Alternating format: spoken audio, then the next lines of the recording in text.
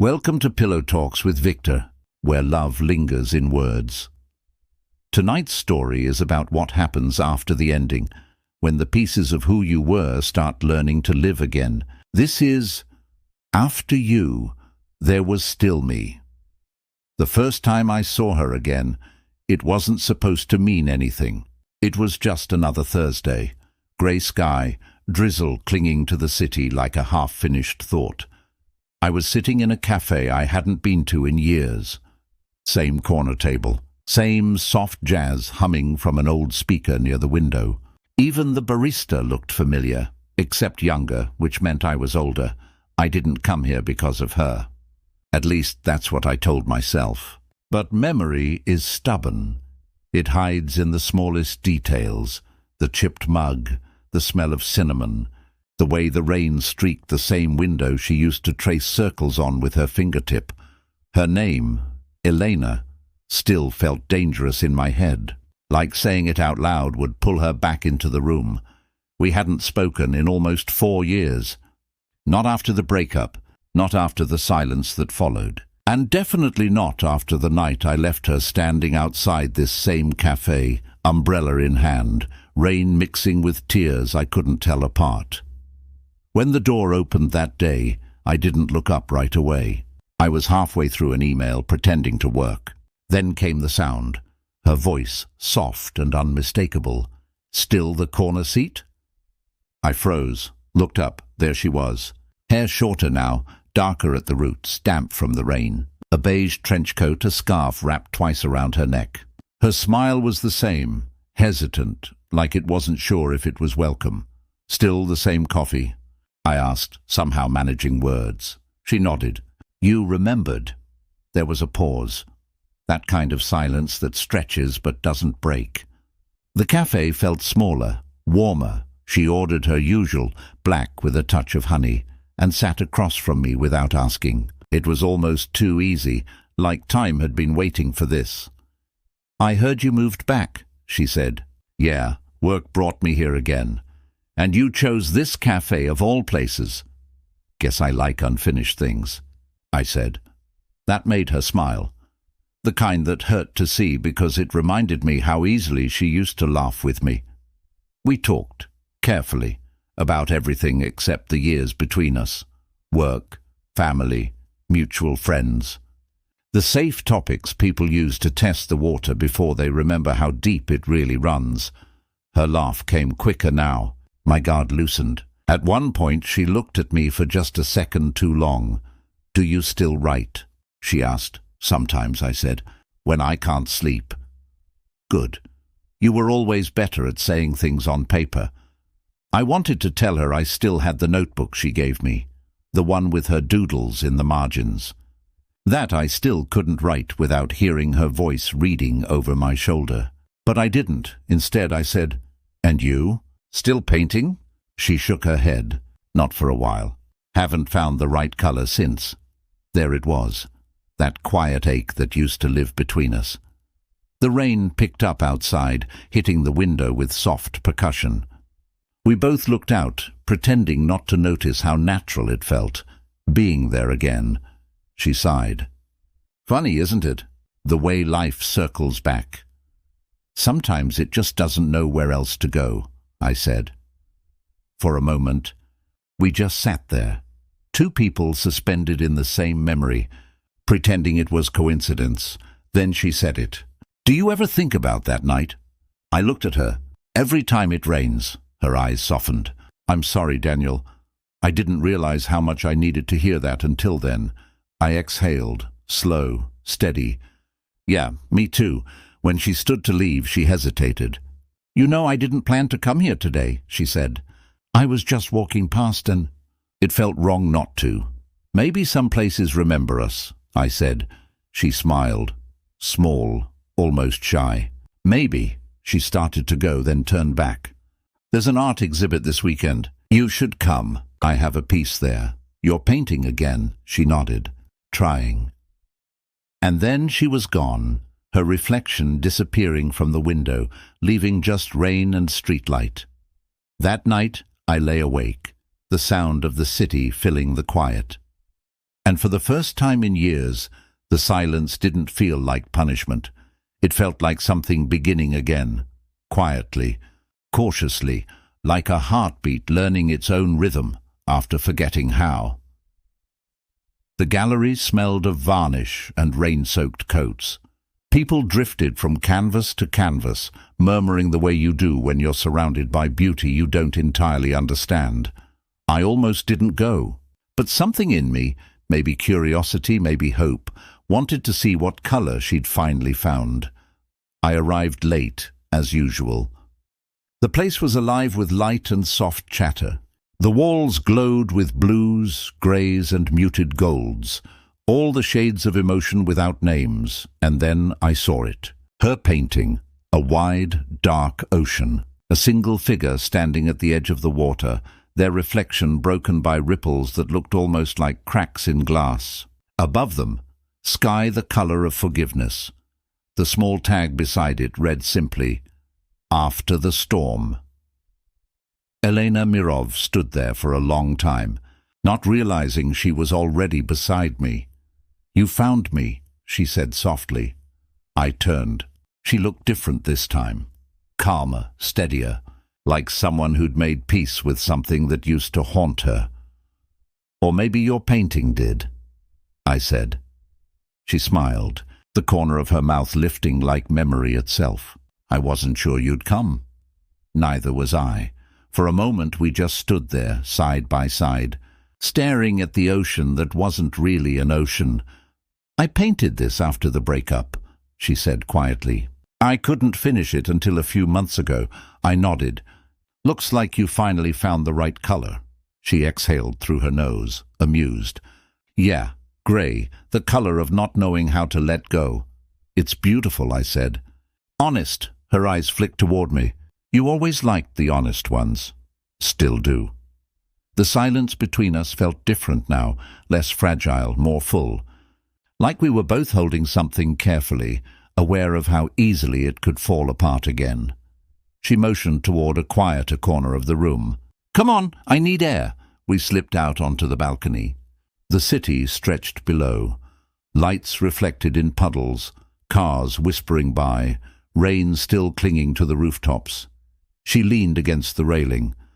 "You know what's strange? I used to imagine running into you somewhere. Supermarket, airport, maybe another city, but never like this. Never with my life hanging on a wall." I laughed softly.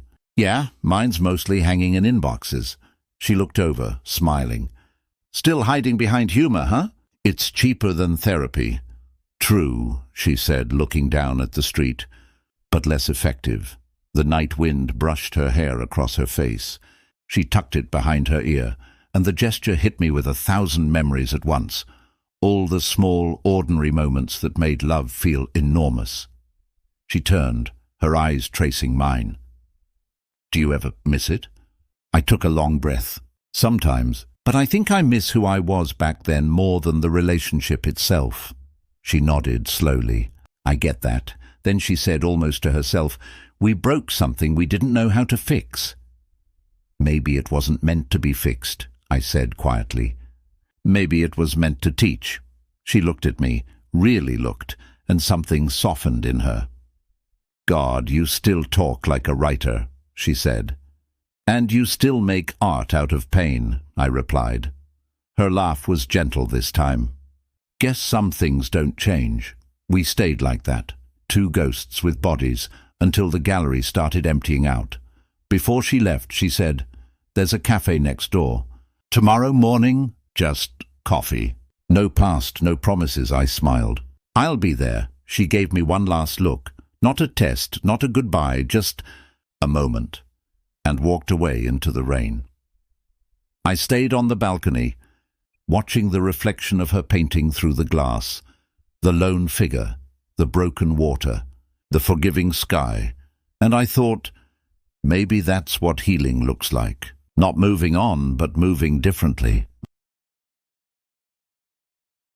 The rain had stopped, but the world still looked like it remembered. Pavement shining, air heavy, the kind of quiet that only comes after a storm.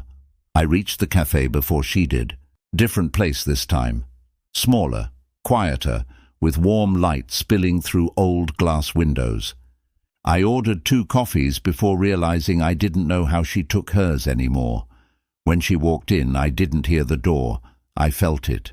That shift in air, that subtle recognition that some people never stop feeling like home.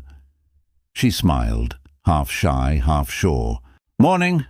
"Morning," I said, gesturing to the seat across. "Still black with honey?" Her eyes flicked up. "You remembered?" Hard to forget something that used to start my day. She sat, setting her phone face down, a small mercy that made the room feel private again. We talked about nothing at first. Weather, traffic, the playlist humming through the cafe speakers. But beneath it all, something waited. A conversation we both knew was coming. When it finally arrived, it came softly. "Do you ever think," she began, "that maybe we were right? Just at the wrong time?" I stared into my cup. Steam coiled like ghosts. "I've thought that every day since." She leaned back, watching me carefully. "I used to tell myself you didn't love me enough to stay." I looked up. "That's not true." Her voice trembled slightly. "Then why did you leave?" I took a breath that felt heavier than air. "Because I didn't know how to love you without breaking myself. Everything I was, my work, my family, it was falling apart, and I was afraid I'd take you down with me." Her eyes softened, pain flickering like candlelight. "So you decided for both of us. I thought I was protecting you." She nodded slowly. Funny how protection and abandonment can feel the same. The word sat between us, not cruel, just true. Outside, a car splashed through a puddle. Someone laughed on the sidewalk. "Life oblivious," she whispered. "I wasn't perfect either, you know." I smiled faintly. "You don't have to tell me." I remember. Her laugh broke the tension just enough to breathe again. She reached for her cup, hands trembling slightly. "I pushed too hard," she said. "I wanted you to be okay, but I didn't know how to help without fixing you. And when you started slipping away, I thought if I just held tighter, it would stop," I finished. "Yeah," she said, looking down. It didn't. For a long moment we said nothing. Then I said quietly, "I still think about the night you painted me." Her head snapped up, surprised.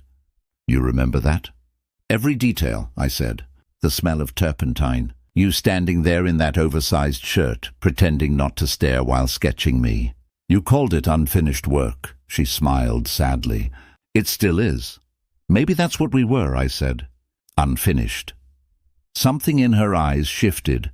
Not longing, not regret. Understanding. She reached across the table, fingers brushing mine. It wasn't a romantic touch. It was human, warm, grounding. "Daniel," she said softly, "you don't owe me an apology." "I know," I whispered, "but I need to say it anyway." Her thumb brushed the edge of my hand just once. Then she withdrew. "I forgive you," she said, "even if it took me years to mean it." My throat tightened. "I forgive you too." The quiet that followed wasn't empty. It was peace. We finished our coffee in silence. Not awkward, just final. Outside, the sky cleared, light breaking through cloud edges. As we stood to leave, she smiled. "Maybe next time we won't need coffee to talk." "Maybe next time," I said, "we'll just talk." She nodded, then walked toward the door. Halfway out, she looked back. "You know," she said, "you still write like someone in love." I smiled. "Maybe I still am. Just differently now." She held my gaze a moment longer. Then the door closed, and the bell above it chimed like a heartbeat letting go. That night I opened my old notebook, the one with her doodles still in the margins. For the first time in years, I didn't write about what I'd lost.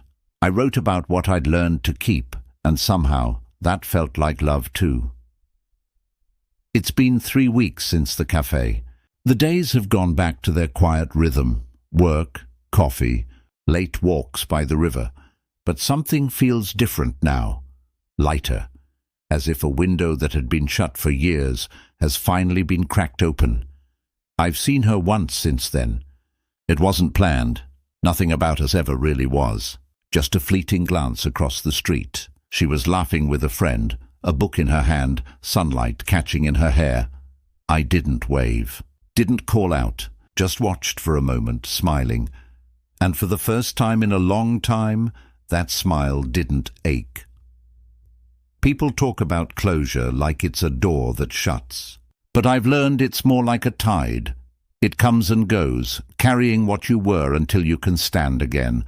Elena and I weren't meant to be each other's forever. But maybe forever isn't the point. Maybe some people are sent to remind you who you are. And when their part is done, the story continues in your own voice. There are nights I still find myself back at that same lakeside cafe. The one where it all started and ended and began again in ways I couldn't see. Sometimes I write there, sometimes I just sit. The rain still comes and goes. The barista still plays the same old jazz. And every once in a while, I imagine she's sitting across from me. That soft half smile, tracing circles on the window with her finger, lost in thought. But the difference now is simple. I don't need her to be real to be at peace. She exists in memory, and that's enough. The other day I opened that same old notebook, the one with her doodles in the corners. There's still one unfinished poem inside from before the end. I read it out loud. Then, without thinking, I picked up a pen and finished the last line. Not for her, not for us. For me, it read, "Some loves don't fade. They change shape until they fit the life that's left."